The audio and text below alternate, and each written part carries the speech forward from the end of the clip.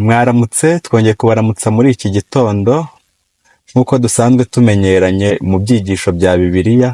Iyi ni channel y'Abadivantisite b'umunsi wa karindwi bavugurura SDARM Rwanda. Turabasaba kugira ngo mukore subscribe. Rero tubahaye ikaze muri uyu mwanya, tugeze mu cyigisho cya 10. Mureke rero mbere kugira ngo dutangire iki cyigisho cya 10 turi kwiga gifite umutwe uvuga ngo Yesu n'umutware. Mureke mbere yo gutangira mbanze mpe mugenzi wanjye ikaze abibwire mbere yuko dutangira. Murakoze cyane David, ndabashuhuje mu izina rya Data twese n'Umwana ndetse n'Umwuka Wera. Ngiye mugiye gufatanya kino cyigisho rero cya 10 kiri kuvuga ngo Yesu n'Umwana w'umutware. Nitwa Maniragaba Gerard. Maniragaba Gerard arakoze. Rero mbere yo kugira ngo dutangire iki cyigisho, mureke tubanze dupfukame dusenge. Data twese uri mu ijuru, mubyeyi dukunda, mu gitondo nk'iki tugushima uburinzi bwawe bwabanye natwe mu ijoro rikeye, ukaba uduha amahirwe yo kwibona mu gitondo nk'iki duhumeka umwuka w'ubuntu tutaguze. Mubyeyi dukorera ibitangaza by'uburyo butari bumwe, aho urinda ingingo zacu, ukarinda umwuka wacu, ukaduha umwuka duhumeka ku buntu. Tunagushimiye ko uduhaye n'ijambo ryawe tugiye kwiga. Ngaho rero hira abari buryumve, kandi natwe abari buryigishe, natwe uduhe kuritega amatwi kugira ngo ribashe gukiza ubugingo bwacu. Tubigusabye mu izina rya Yesu, amen. Murakoze rero, mureke twinjire muri iki cyigisho cya 10. Mpe mwene data ikaze atwigisha icyigisho. David, murakoze cyane kuduha uyu mwanya kugira ngo tubashe kuganira kuri iki cyigisho kiri kuvuga ngo Yesu n'Umwana w'umutware. Ni icyigisho cya 10. Aha rero kuri kino cyigisho cya 10 dufite isomo rikiyoboye riri kuboneka mu Befeso igice cya 3 umurongo wa 20 ndetse n'uwa 21. Iryo somo riri kutubwira ngo ni ukwibasha gukora ibiruta cyane ibyo musaba ndetse n'ibyo twibwira byose, nk'uko imbaraga zayo zidukoreramo icyubahiro kibi cyayo mu itorero no muri Kristo Yesu kugeza iteka ryose ry'ibihe bidashira. Iri somo rero riratwereka neza yuko twebwe ibyo dushaka iby'Imana idukorera birenze cyane ibyo dusaba. Hanyuma rero kubw'imirimo myiza dukorera, izina rye ribashe guhabwa icyubahiro mu itorero ndetse no muri Kristo Yesu. Bishatse kuvuga ko burya no mu itorero ry'Imana Yesu akorera, Imana ikoreramo, ndetse no mu mwana wayo igakoreramo, noneho tukagezwaho ibyo dukeneye ndetse n'ibiruta ibyo dukeneye. Hano rero mu mwuka w'ubuhanuzi mu wifuzwe byose paje ya 200 hari amagambo nayo ayoboye kino cyigisho ari kutubwira ngo ntitugomba kwizera tubitewe n'uko twabonye cyangwa twumvise ko Imana itwumva.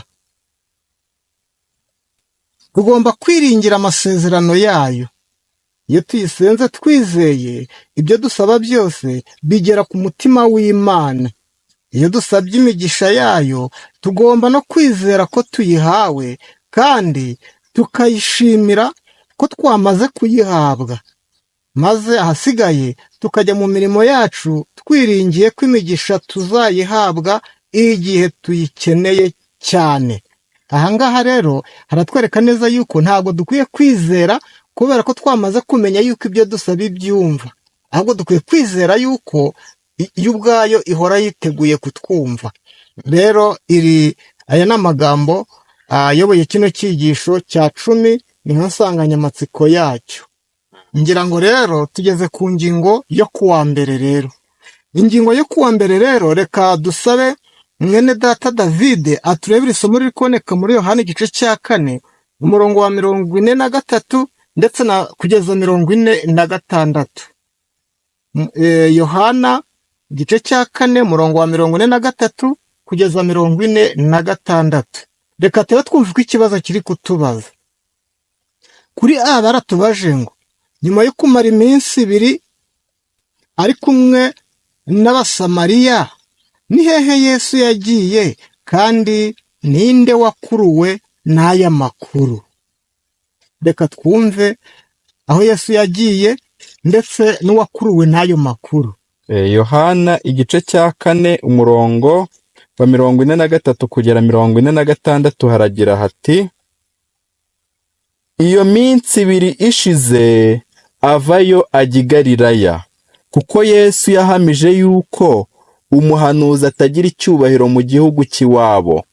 Ageze i Galilaya, abanyagalilaya baramwakira, kuko babonye ibyo yakoreye i Yerusalemu byose mu minsi mikuru, kuko iyo minsi nabo bari bagiyeyo. Bukeye yongera kujya i Kana y'i Galilaya, aho yahinduriye amazi vino, kandi Kaperinawumu naho hari umutware w'umwami wari urwaje umwana we w'umuhungu. David, urakoze cyane. Yesu yamaranye igihe iminsi 2 n'abasamariya, ariko ageze aho avayo ajya i Galilaya. Hanyuma abantu bumvise ko yaje bahita batangira kwifuza kumureba, ariko ukugaruka kwe uwo byakuruye cyane n'uyu mutware wari ufite umwana urwaye. We rero byaramukuriye cyane, yumvishe ko Yesu yagarutse, byaramunejeje cyane. Reka twumva no mu mwuka w'ubuhanuzi uko ari kutubwira uwifuzuye byose, paji 196.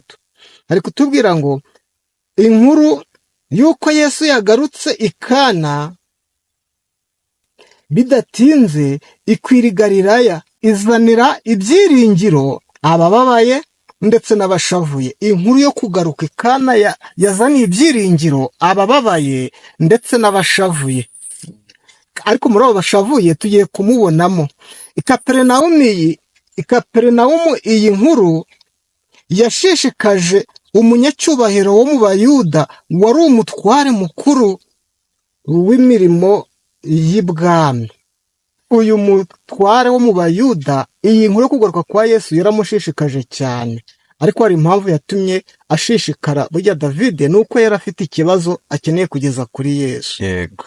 Noneho tugeze kuri B, baduhaye isomo riboneka muri Yohana igice cya 4 ku murongo wa 47. Ikibazo cyaho kiri kutubaza ngo ni ukubera iki umutware yagiye kureba Yesu. Muri Yohana igice cya 4 umurongo wa 47 yaravuga ngo yumvise yuko Yesu avuye i Yudaya asohoye i Galilaya, aramusanga amwingingira kumanuka ngo akize umwana we kuko yendaga gupfa. Urakoze cyane. Ngiye impamvu yatumye umutware ajya kureba Yesu. Yari afite umwana urwaye, ahita asanga Yesu amwingingira kumanuka ngo ajye kumukiriza umwana wari urwaye. Hano mu mwuka w'ubuhanuzi n'ubundi mu wifuzuye byose, paji 197 hari kutubwira ngo umwana w'umuhungu yari arwaye indwara igaragara ko itazakira. Abaganga bari baramukuyeho amaboko, ashigaje gupfa. Ariko bwose yumvaga ibya Yesu, yiyemeje kumusanga ngo amutabaze. Uyu mwana yari yararwaye, abaganga barakoze ibishoboka byose, yanga gukira, basa naho bamuhebye. Ariko uyu umubyeyi w'uyu mwana yumvisha inkuru ko Yesu yaje, agira icyifuzo cyo kujya kumureba kubera ko yumvaga inkuru ko akiza abantu. Aza kumutakambira kugira ngo aze amukirize umwana. Rero kwireherezaho ibitekerezo by'abantu nguko uko byagenze. Yesu yireherejeho ibitekerezo by'uyu mutware, kandi yanamwireherejeho ibitekerezo ku bigaragara batari kumwe. Rero iyi ngingo yo kuwa mbere nahangaha igarukiye, ingingo nziza cyane iri kutwereka uburyo natwe dukwiriye kwiringira Yesu nk'umuganga mukuru. Ikindi nanone muri iyi ngingo kigaragaramo ni uko Yesu abazi ibibazo byacu tutaranabimubwira. Kuko nk'uko twabonye mu mwuka w'ubuhanuzi hejuru, twabonye yuko ngo amasengesho yacu Yesu aba yiteguye kuyasubiza. Urabona Yesu yavuye i Yudaya baramwanze, amanuka i Galilaya, Yego. ariko urebye icyari kimujyanye i Galilaya ko ari ukwireherezaho biriya bitekerezo byaba ari abantu, kuko i Galilaya dukurikije uko tubibonye ntabwo ari igitangaza cya mbere yari akoreyeyo. Yego. Nk'uko twabibonye n'igihe yahinduraga amazi divayi yabikoreye i Galilaya. Rero ahangaha niho icyumvikana, niho uyu mutware yamumenyeye, bituma igihe Yesu yamanukaga uyu mutware aza amusanga kugira ngo amukirize umwana. Yego. Urakoze cyane ku nyunganizi uduhaye kuri ino ngingo yo kuwa mbere.